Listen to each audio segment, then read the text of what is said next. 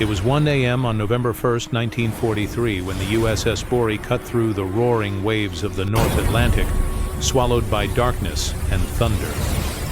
A storm raged without mercy. Winds howled, waves rose like walls, and the cold bit into every exposed inch of skin. Yet none of that mattered. The crew was awake, tense, and fully alert. A radar operator broke the silence. Contact at 8,000 yards, bearing 170. Every man on board felt the air tighten. Lieutenant Charles Hutchins, just 30 years old yet already forged by combat, stepped closer to the radar screen.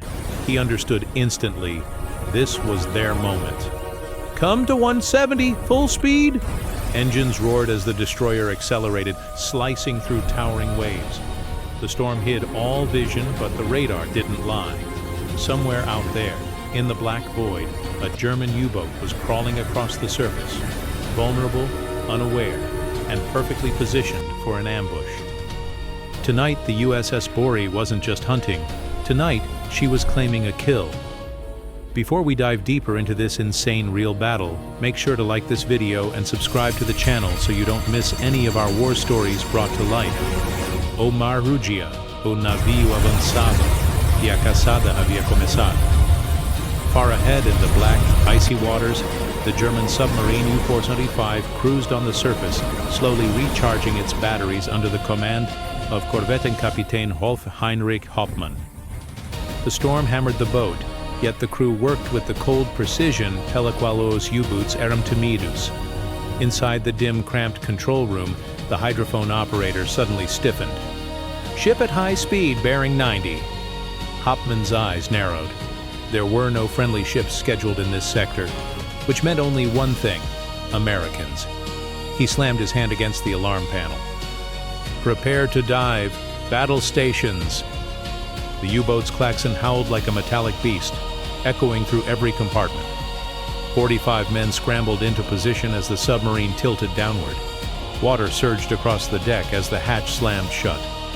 In seconds, darkness swallowed the boat as it slipped beneath the storm. Still, something felt wrong to Hauptmann. The sea was wild, the night was unforgiving, and the enemy was closing in too fast. He knew this would not be a routine escape. This was the beginning of a deadly game of shadows, a hunter and hunted swapping roles in the dark. Back aboard the USS Borie, the storm had turned the ocean into a battlefield of towering waves and deafening wind.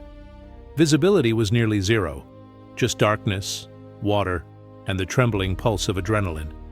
Hutchins wiped seawater from his face as he leaned forward, straining to see anything through the chaos. Then a voice broke through the storm. "Sonar contact, 2,000 yards, bearing 170. A spark ignited inside the bridge. They had the U-boat. "Come to 170, Hutchins ordered instantly. The destroyer heeled sharply as the helmsman obeyed. Every man on board felt the shift, metal groaning, decks vibrating, engines pushing against the fury of the storm. Down below, the sonar pings echoed rhythmically, like a heartbeat guiding them through the darkness. Meanwhile, deep beneath the waves, the German hydrophone operator listened with dread. The sonar pulses were getting stronger, closer, relentless. "They're right on top of us, Captain," Hauptmann grit his teeth. The readings were vague. Sound traveled strangely in this violent sea. But one thing was certain: the Americans were not guessing. They were tracking. On the Borie, the tension grew as the range closed. 600 yards. The hunt had narrowed to a razor's edge. 2 commanders, 2 crews, 1 slip away from death, and the storm would not choose a side. The USS Borie surged ahead, fighting the storm as if the ship itself were alive and hungry for the kill. Men clung to rails as water slammed across the deck, and inside the bridge, Hutchins tracked the sonar calls with laser focus. 500 yards! Closing fast! The U-405 was directly beneath them, dangerously close. "Prepare port depth charges!" Metal clattered as sailors sprinted to the launchers. Cylinders were unlocked, armed, and swung into position. Every second felt like a heartbeat stolen from fate itself. But then, "We've lost contact, sir." A chilling silence swept across the bridge. The U-boat had slipped under the destroyer's keel. Hutchins reacted instantly. "Starboard side, bring her around!" The Borie heeled violently, its stern swinging to match the sub's invisible path. Sonar reacquired a faint echo. 300 yards. This was it. Fire! Depth charges launched with a metallic shriek, arcing through the air before plunging into the Black Sea ahead of the U-405. Seconds later, whoom! Whoom! Explosions ripped through the depths. Inside the U-boat, men were thrown against bulkheads. Lights flickered. Pipes burst. Flooding in the bow! Hopman's worst fear was unfolding. A fully submerged U-boat could not withstand flooding. The pressure of the deep would crush them like an eggshell. There was only one option left. Surface! Man the deck guns! This fight was about to break through the surface into a brutal, face-to-face confrontation in the raging storm. The sea boiled behind the USS Borie as the depth charges detonated, sending shockwaves rolling beneath the storm. Sailors looked over their shoulders, trying to pierce the black waters for any sign of the enemy. Then, a massive shadow broke the surface. The U-405 burst upward through the foaming waves, water cascading off its hull as if the ocean itself were rejecting the submarine. The boat rocked violently, battered by the storm and the concussive blasts. "He's surfaced off our stern!" The order came instantly. "Light him up! Get the searchlight on target!" A blinding beam slashed through the darkness, locking onto the U-boat. For a heartbeat, both crews stared at each other across the raging sea, soaked, exhausted, but burning with determination. Then chaos erupted. German sailors scrambled out of the hatches, racing into the open storm to man their 20mm anti-aircraft guns. The weapons roared to life, spitting fire into the night. Tracer rounds hammered into the Borie's hull, forcing American sailors to dive for cover as sparks flew and metal rang under the impacts. The U-405 crew braced themselves against the wind, waves, and violence. Their faces glowed under the searchlight, grim and resolute. But they knew those 20mm guns were only buying time, not victory. Behind them, crewmen worked frantically to ready the 88mm deck gun, the U-boat's most powerful weapon.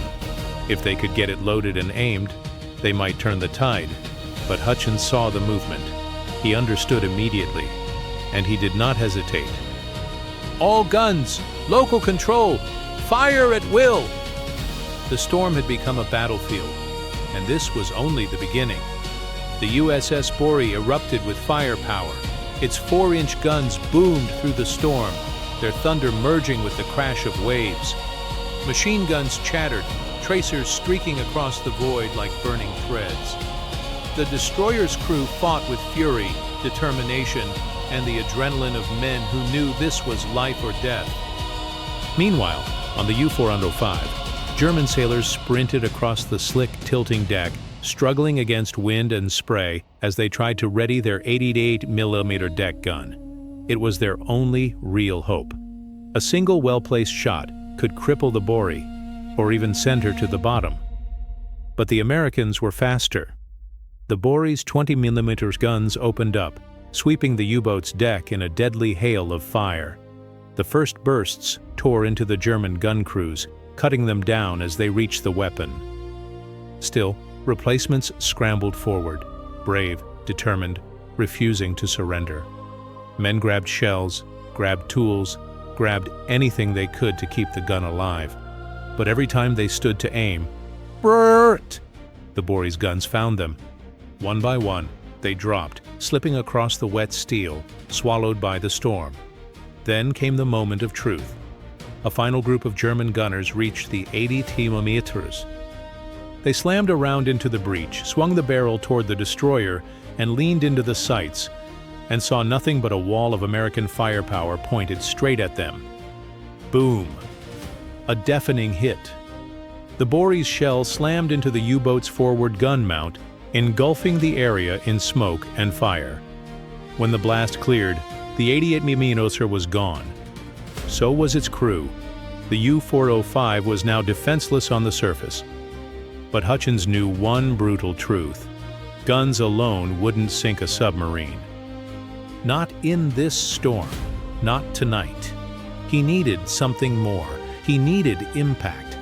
The storm raged like a living monster, waves smashing against both vessels as flashes of gunfire lit the night. The U-405 drifted helplessly, its deck guns destroyed, its crew shattered, its options vanishing by the second. Hutchins saw everything he needed to see. The submarine wasn't sinking, and with the sea, this violent, even crippling damage might not finish the job. There was only one way to end this. He turned to his helmsman. "We're going to ram him." The words chilled the entire bridge. Destroyers weren't built for this. A collision could tear the Borie open, could doom the ship and everyone aboard. But Hutchins didn't hesitate. "Prepare for impact. Brace yourselves." The engines roared. The bow of the Borie cut through the black water. Every man grabbed hold of something solid. Rails, pipes, bulkheads, anything. Then the night exploded. Crash! The USS Borie slammed into the side of the U-405 at nearly 27 knots. Metal shrieked. Sparks flew. The destroyer's bow twisted violently, buckling under the force of the hit. Inside the Borie, Chief Engineer Kenneth Miles Lucas watched in disbelief as seawater burst through torn seams, flooding compartments faster than pumps could keep up. "Get repairs down there. Move." On the U-405, chaos reigned. Hoffman was thrown across the control room, alarms blaring, lights flickering. Men fell, scrambled, and screamed as the submarine lurched sideways under the crushing blow. Above them, the battle was far from over. Because as the Borie and U-405 locked together in the storm, a new nightmare erupted. 2 crews, 1 deck, 0 distance, a close-quarters fight in the middle of the ocean. The collision had fused the 2 vessels together, steel grinding against steel as they rose and fell on monstrous waves. For a moment, both ships seemed locked in a deadly embrace, pinned by the raging Atlantic. Then the madness began. German sailors burst from the U-405's hatches, weapons raised, pistols, rifles, submachine guns, anything they could reach. They scrambled up onto the tilted deck, close enough to see the whites of the Americans' eyes through the rain. The men of the USS Borie answered with everything they had. Thompson submachine guns, M1 Garands, sidearms.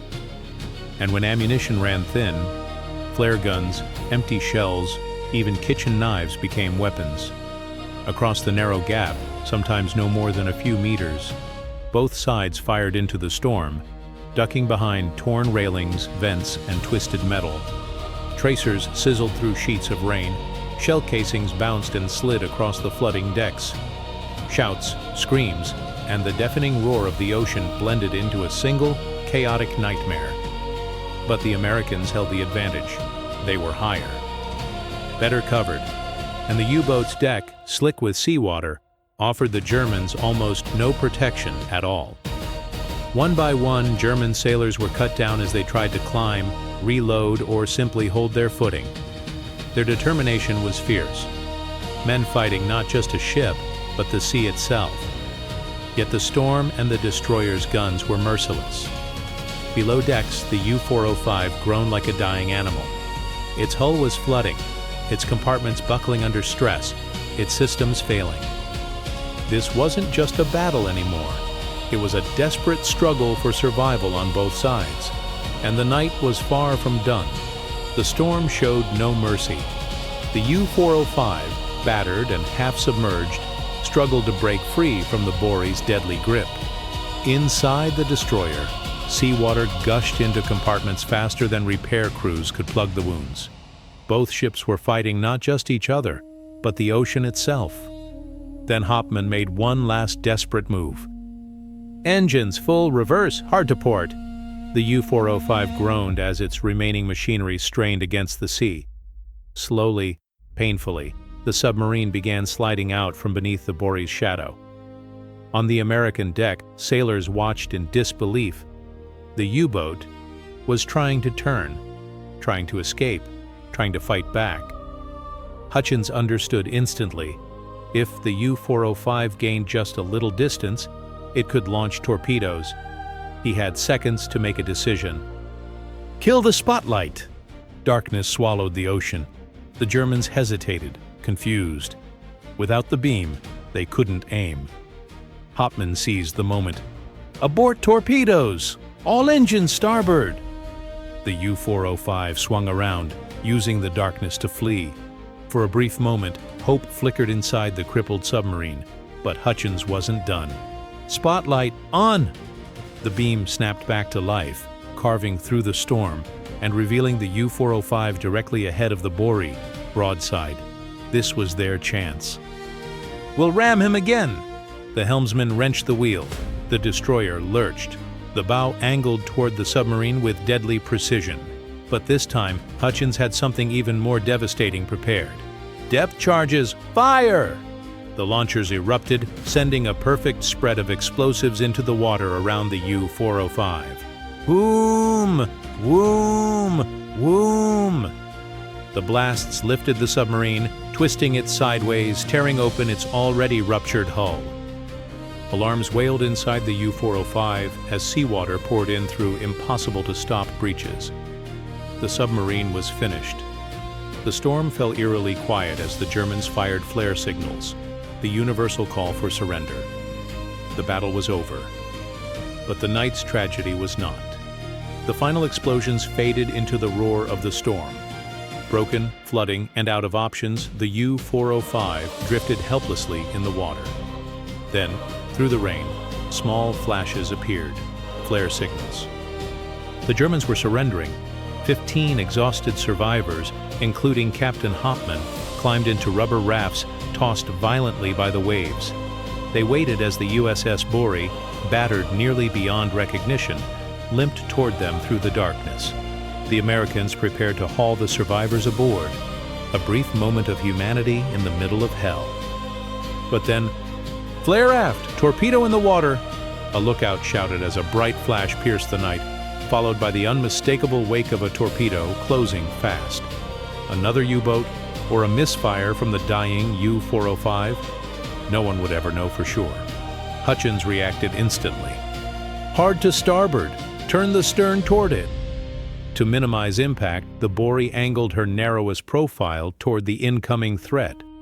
But this maneuver pushed the destroyer directly into the path of the German life rafts. The Americans had no choice. They couldn't stop. They couldn't turn. The rafts vanished beneath the destroyer. The sea claimed the last of the U-405's crew. Moments later, the torpedo veered away harmlessly. Perhaps a dud, perhaps misaligned by the storm. But the cost of the maneuver had already been paid, and the night still wasn't done taking lives. Inside the Borie, the flooding grew uncontrollable. Chief Engineer Lucas and his men fought the rising water, diving under freezing brine to reach valves, crawling through half-submerged compartments to keep the engines alive. They stayed until the last possible moment. Finally, the order came. Abandon ship! Men climbed through hatches and down rope nets into the raging Atlantic.